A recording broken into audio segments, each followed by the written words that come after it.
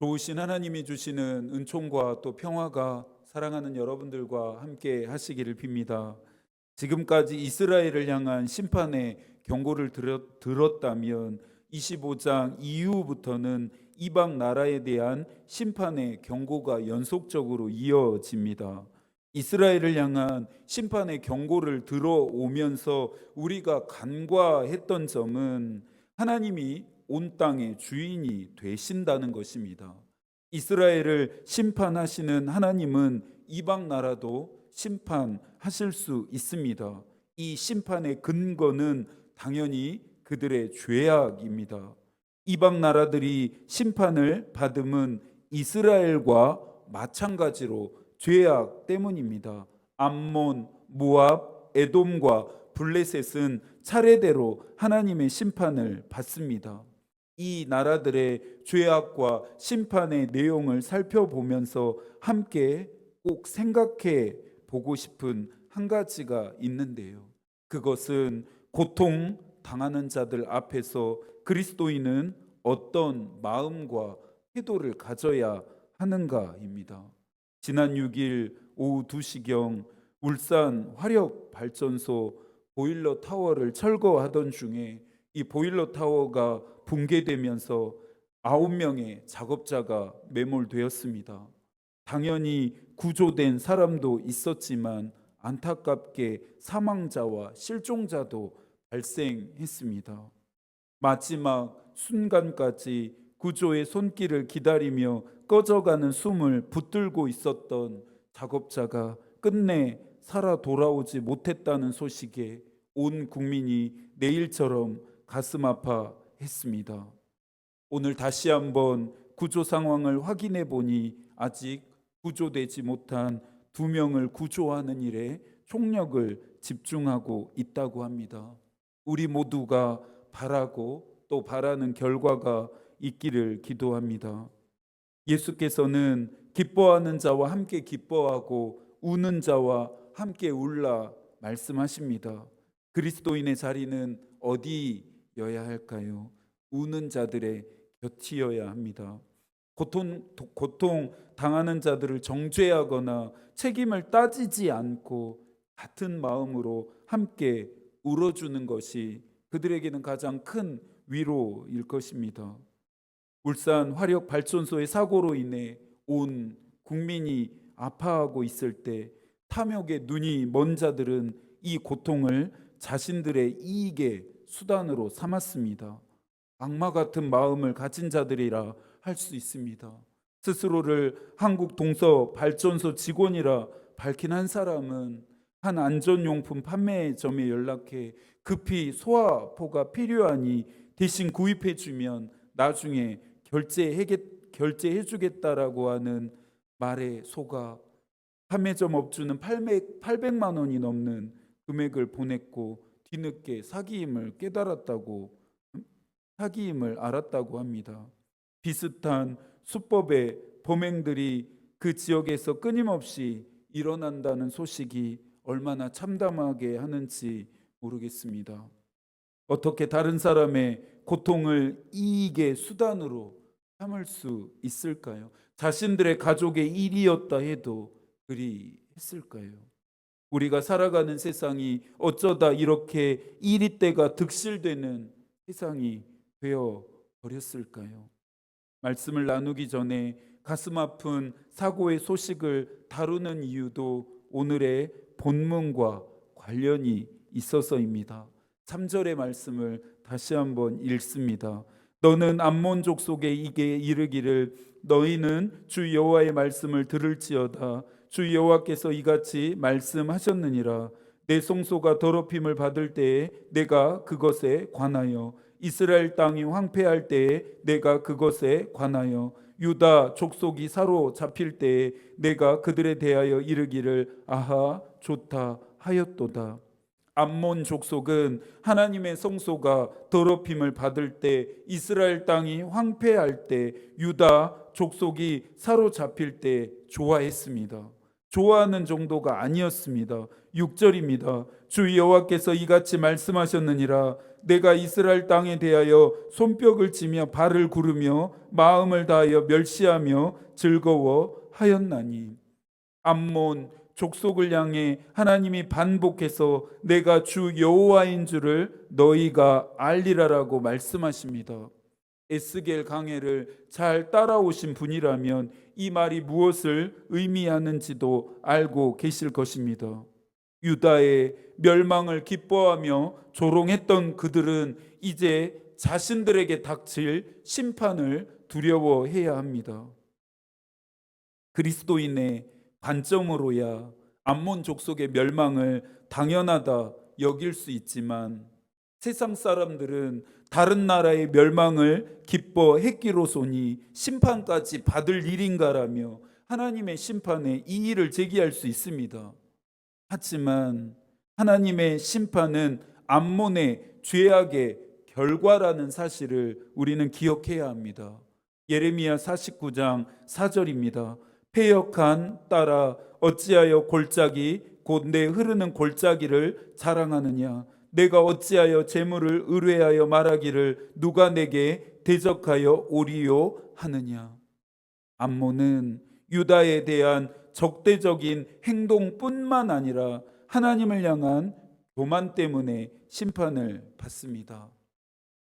잠언 기자는 교만은 패망의 선봉이다 말했습니다. 교만이 나와 거리가 먼 죄라고 생각할 수 있지만 그렇지 않습니다. 내 생각과 내 뜻대로 하는 것이 교만입니다. 하나님의 말씀이 아닌 세상과 사람들의 말을 더 따름도 교만입니다. 내 인생이니 내 마음대로 해도 된다 여기는 마음이 곧 교만한 마음입니다. 혹시 옳은 소견대로 살고 있다면 돌이키시길 바랍니다.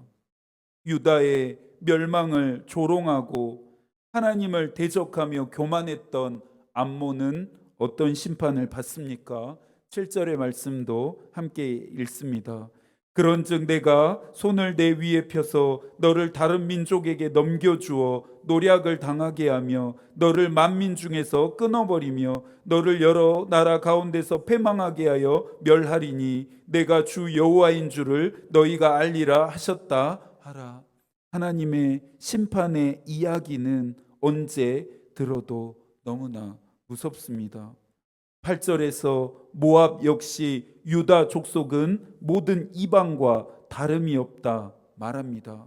하나님의 백성이라고 해서 별반 다르지 않고 심판받는다며 유다를 모압은 조롱했습니다. 그런데 모압은 유다만을 조롱한 것이 아니라 그들과 함께 하시는 하나님까지 조롱한 것입니다. 모압도 결국 암몬과 같은 심판을 받아 멸망하게 되는데요. 10절입니다. 암몬 족속과 더불어 동방 사람에게 넘겨주어 기업을 삼게 할 것이라. 암몬 족속이 다시는 이방 가운데에서 기억되지 아니하게 하려니와.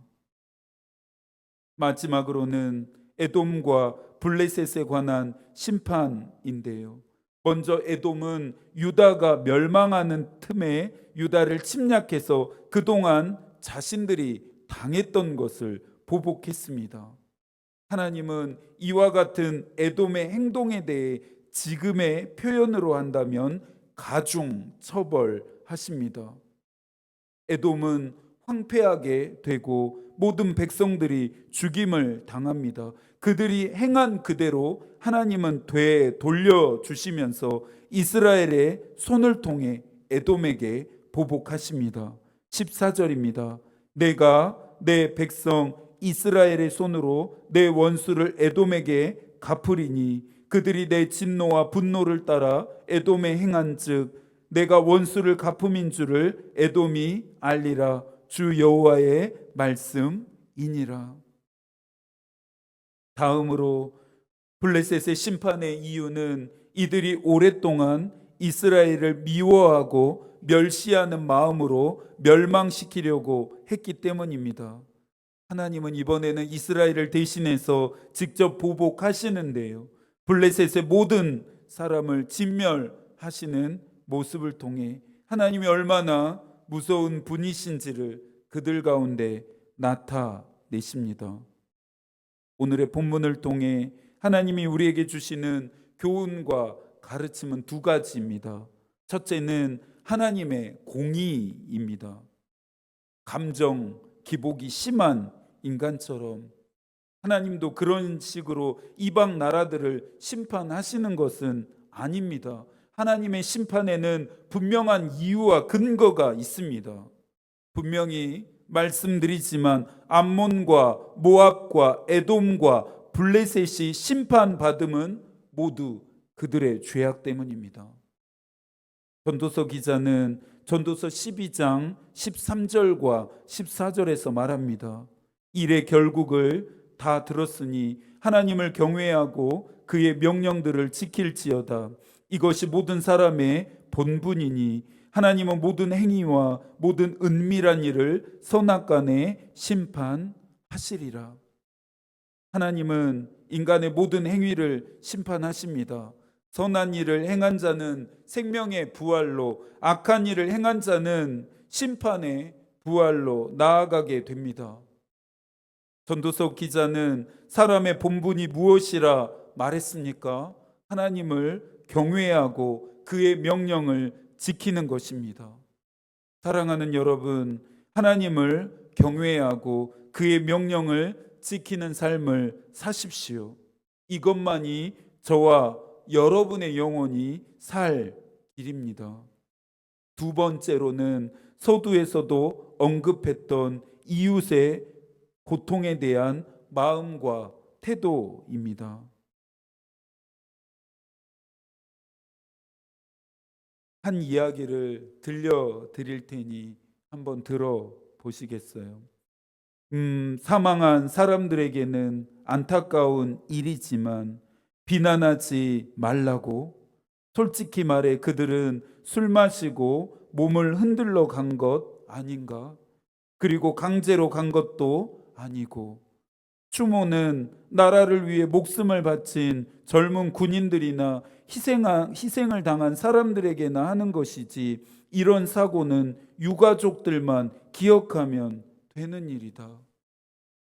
2022년 이태원 참사가 일어나고 유가족을 포함한 온 국민이 함께 슬퍼하고 있을 때, 한쪽에서는 그들의 죽음은 애도할 가치가 없다면서 비난하는 목소리도 있었습니다. 교회와 그리스도인의 본분은 환난당한 모든 자와 빚진 모든 자와 마음이 원통한 자들에게 친구가 되는 것입니다. 예수께서 차별과 배제 속에 있는 자들의 친구가 되어 주신 것처럼, 다윗이 아둘람 굴에 모여든 자들과 친구된 것처럼, 슬픔과 고통당하는 자들을 정죄하거나 책임을 묻기보다 그들의 마음을 공감하고 동정할 수 있는 그리스도의 마음이 있어야 합니다. 거친 이 세상의 정신을 바꿀 수 있는 것은 부드러운 예수의 마음뿐입니다. 우리 모두가 예수 그리스도의 마음을 품을 수 있기를 소망합니다. 마지막으로 바울의 권면인데요. 빌립보서 2장 5절입니다. 너희 안에 이 마음을 품으라. 곧 그리스도 예수의 마음이니. 남은 한 주도 예수 그리스도의 마음으로 살아내실 수 있기를 축복합니다. 하나님의 마음이 우리의 기도가 되고 하나님의 뜻이 우리의 길이 되기를 빕니다. 아멘.